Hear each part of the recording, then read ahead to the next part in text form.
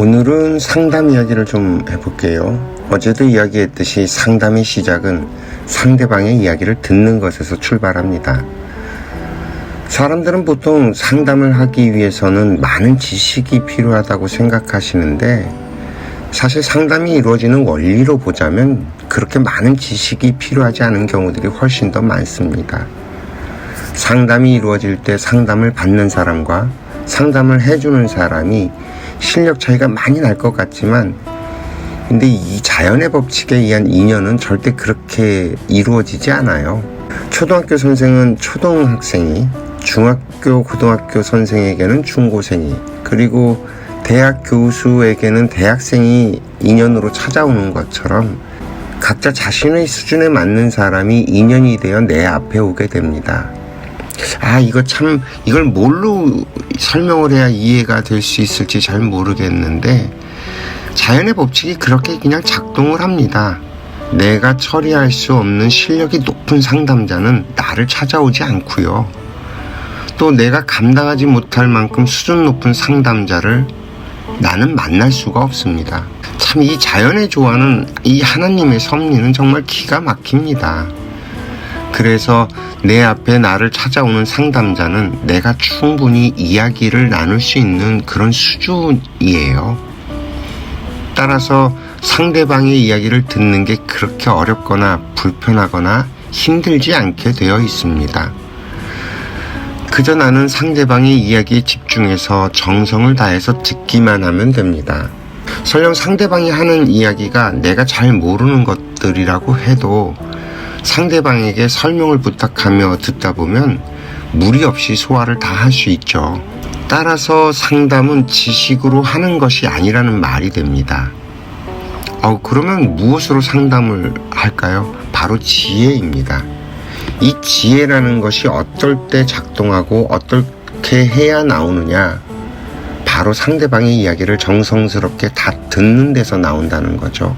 나의 지혜는 나한테서 나오는 것이 아니라 나에게 상담을 받으려고 오는 그 상대방이 들고 와서 나에게 이야기를 함으로써 전달을 해준다는 것입니다. 이렇게 이야기를 하면 뭔 소린가 하시는 분도 있을 테고, 또 눈치 빠른 분들은 여기서 알아채는 분들도 계실 건데, 이렇게 말을 정리하면 좀 더 쉽게 알아들을 것 같아요. 사람은 누구나 자기의 답을 자신이 갖고 있습니다. 그러나 그것이 답인지 본인은 정작 알아채지 못할 뿐인 거죠. 상담을 해본 경험이 있는 사람들은 이 이야기를 듣는 순간 맞다고 맞장구를 치실 텐데, 상담을 해보면요, 자신의 이야기를 막 쏟아내느라 정신이 없어요. 일단 정신없이 막 쏟아냅니다.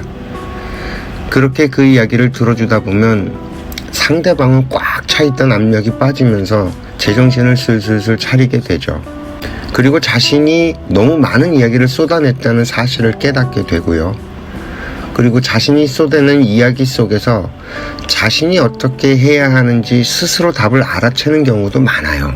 특히 여성분들이 그런 경우가 많죠. 친구들이랑 막 수다를 떨면서 스스로 답을 찾아가는. 그래서 남편이나 남자친구가 자기 이야기를 좀 들어주기만 했으면 좋겠다는 말도 많이 하죠. 맞습니다. 대부분 자신의 답은 스스로 갖고 있습니다. 다만 그게 답인지 확신이 부족하거나 자신이 없는 경우죠. 나는 별말 없이 그냥 앉아서 들어주기만 했는데도 상대방이 자신의 답을 들고 와서 나에게 묻는 격입니다. 얼마나 대답해주기 쉬운가요? 그냥 잘 들어주기만 하면 됩니다. 이럴 때 나의 지식은 사실 별 소용이 없어요. 오히려 방해가 되죠. 내가 갖고 있는 지식은 상대방이 알지 못하는 영역입니다. 오히려 내가 알고 있는 방법론은 상대방에게 방해가 돼요. 그래서 상담을 지식으로 하게 되면 망해요. 그 심리 상담이나 정신과 상담 사실 다 마찬가지인데, 이 자기 지식으로 자꾸 갔다가 상대방에게 이렇게 저렇게 이야기를 하면 그 상담은 오히려 망하죠.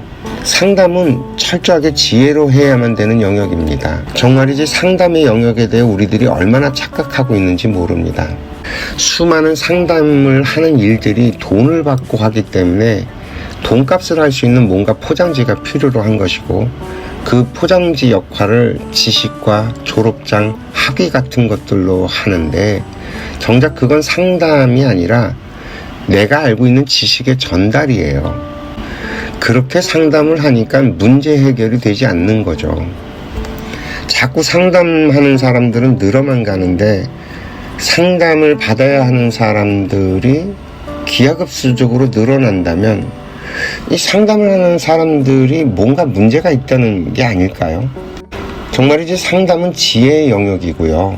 나의 지혜는 내가 들고 있는 게 아니라 상담을 받기 위해 나를 찾아오는 그 상대방이 들고 온다는 것입니다.